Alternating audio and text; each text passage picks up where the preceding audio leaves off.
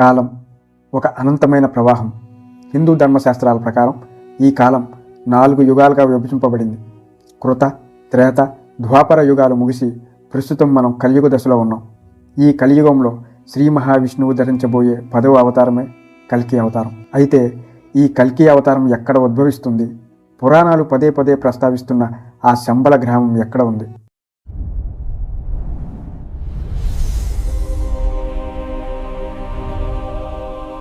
శ్రీమద్ భాగవతం, విష్ణు పురాణం, కల్కి పురాణాలలో ఒక గ్రామం పేరు స్పష్టంగా వినిపిస్తుంది. అదే శంబల.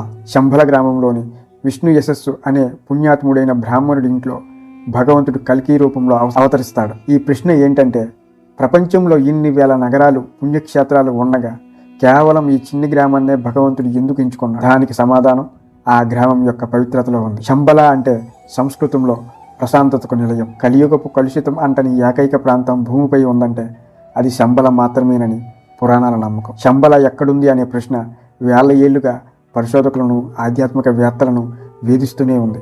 దీని గురించి ప్రధానంగా 2 వాదనలు ఉన్నాయి. హిమాలయాల అంతర్భాగంలో టిబెట్, హిమాలయాల మధ్య ఎక్కడో ఒక చోట ఈ గ్రామం ఉందని నమ్ముతారు. దీనిని సిద్ధాశ్రమం అని కూడా పిలుస్తారు. సాధారణ మానవ నేత్రాలకు ఇది కనిపించదని, కేవలం ఉన్నతమైన యోగశక్తి ఉన్న వారికి మాత్రమే ఈ గ్రామం గోచరిస్తుందని చెబుతారు. కొందరు భౌగోళికంగా ఉత్తరప్రదేశ్లోని శంబల్ అనే ప్రాంతమే పురాణాల్లో చెప్పబడిన శంబల అని భావిస్తారు. భారతదేశంలోని ఉత్తరప్రదేశ్ రాష్ట్రంలో శంబల్ అనే నగరం ఉంది. పురాణాల్లో చెప్పబడిన శంబల ఇదేనని కొందరు విశ్వసిస్తారు. ఇక్కడ అనేక పురాతన ఆలయాలు ఉన్నాయి.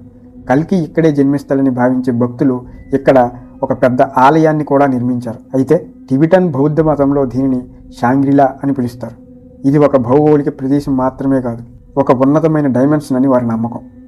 ఇక్కడ కాలం ఆగిపోతుందని, ఇక్కడి వారు మరణానికి అతీతంగా ఉంటారని కథలు ప్రచారంలో ఉన్నాయి.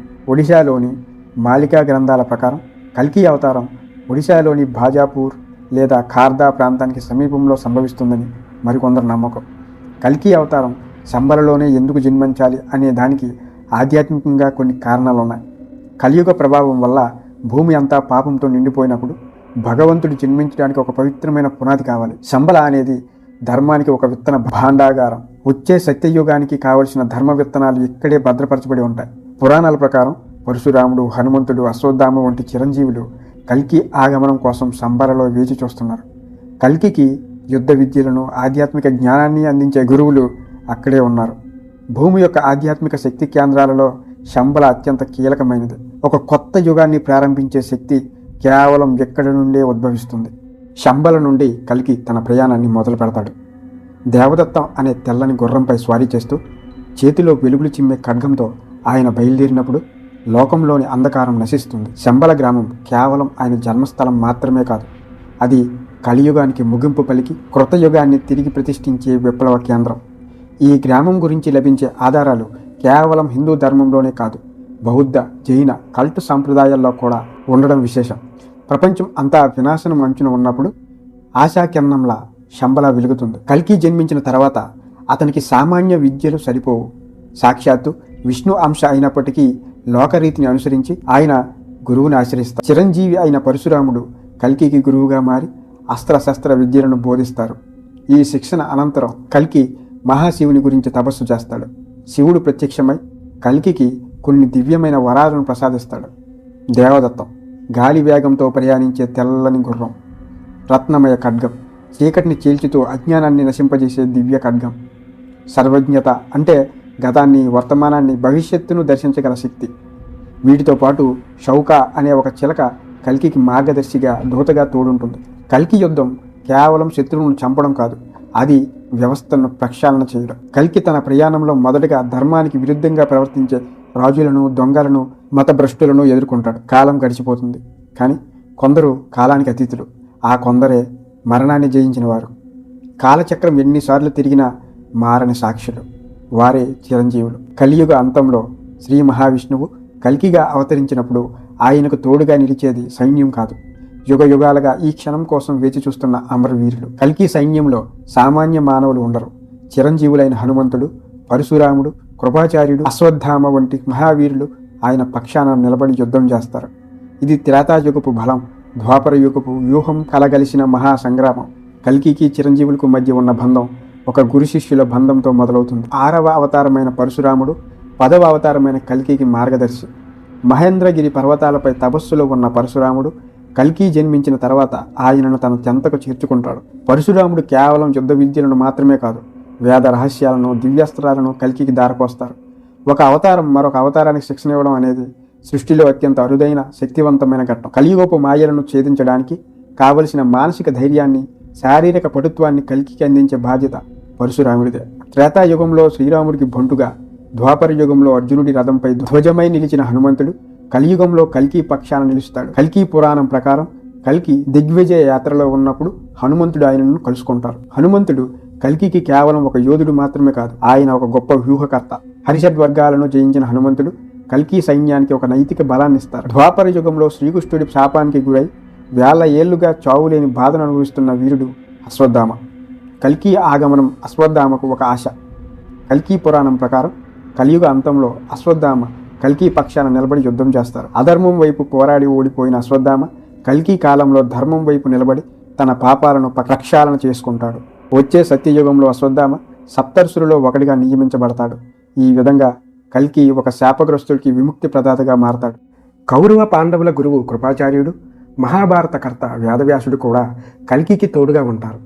వేదవ్యాసుడు కల్కికి గత యుగాల చరిత్రను, ధర్మ సూక్ష్మాలను వివరిస్తూ రాబోయే సత్యయుగానికి పునాదులు వేయడంలో సహాయపడతారు. కృపాచార్యుడు కల్కి సైన్యానికి ముఖ్య సేనాధిపతిగా ఉండి ధర్మయుద్ధం ఎలా చేయాలో దిశానిర్దేశం చేస్తారు.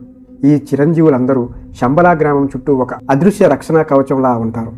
కల్కి కేవలం ఒక వ్యక్తిగా కాకుండా ఈ మహాత్ములందరి సామూహిక శక్తిగా అవతరిస్తారు. కలిపురుషుడితో జరిగే యుద్ధం సామాన్యమైనది కాదు, అది మాయలతో, కుతంత్రాలతో కూడినది.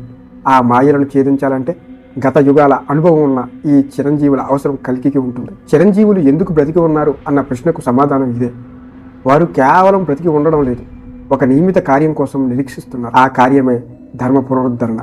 కల్కి చేతిలో ఖడ్గం ఉంటే ఆ ఖడ్గానికి పదును పెట్టేది పరశురాముడు, ఆ ఖడ్గానికి దిశను చూపేది వేదవ్యాసుడు, ఆ ఖడ్గానికి బలాన్నిచ్చేది హనుమంతుడు. అత్యంత కీలకమైన ఘట్టం కలిపురుషునితో యుద్ధం.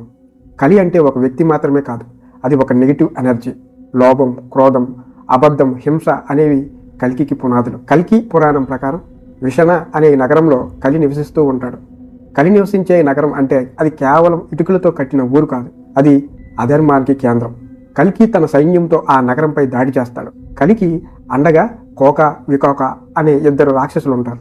వీరు ఒకరిని చంపితే మరొకరు బ్రతికిస్తూ కల్కి సైన్యాన్ని ఇబ్బంది పెడతారు. వీరిద్దరూ అన్నదమ్ములు. వీరు కలిపురుషుడికి ప్రధాన సేనాధిపతులు. సాధారణ యుద్ధతంత్రం ఇక్కడ పనిచేయదని గ్రహించిన కల్కి తన దివ్యశక్తిని ఉపయోగిస్తాడు. కల్కి తన దివ్య ఖడ్గంతో బాణాలతో వారిద్దరి తలను ఏకకాలంలో నరికివేస్తాడు. ఒకరిని చూసి మరొకరు బ్రతికించే సమయం కూడా ఇవ్వకుండా వారిద్దరిని ఒకేసారి అంతం చేస్తాడు. అప్పుడే ఆ మాయ విచ్ఛిన్నమవుతుంది. చివరికి కల్కి తన దివ్యశక్తితో వారిద్దరిని ఏకకాలంలో సంహరిస్తాడు. కలిపురుషుడు కల్కి దాటికి తట్టుకోలేక తన రాజ్యాన్ని వదిలి పారిపోతాడు. అధర్మం ఓడిపోయి ధర్మం చేకేతనం ఎగరవేస్తుంది. యుద్ధాల మధ్యలో ఒక మధురమైన ఘట్టం సింహల దీప యాత్ర. అక్కడ లక్ష్మీదేవి అంశ అయిన పద్మావతీదేవి కల్కి కోసం వేచి ఉంటుంది. ఆమెను వివాహం చేసుకోవాలన్న ఏ పురుషుడు కూడా ఆమెను చూడలేడు. చూస్తే స్త్రీగా మారిపోతాడు. కేవలం కల్కి మాత్రమే ఆమెను దర్శించి వివాహం చేసుకోగలడు. ఈ వివాహం ప్రకృతి పురుషుని కలయికకు సంకేతం. ఇది లోకానికి కొత్త చైతన్యాన్ని ఇస్తుంది. కల్కి పురాణం ప్రకారం పద్మావతీ దేవి సింహల దీపపు రాజు బృహద్రోధుని కుమార్తె. ఆమె సాక్షాత్తు లక్ష్మీదేవి అంశ.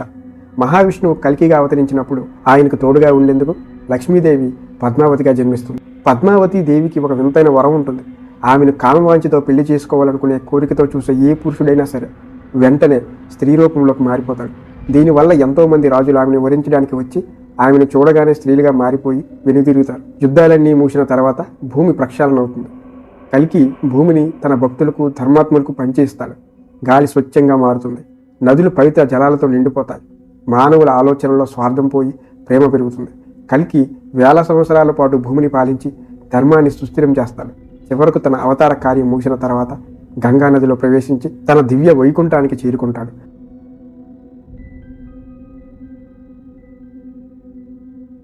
అప్పుడే సత్యయుగం లేదా కృతయుగం ప్రారంభమవుతుంది.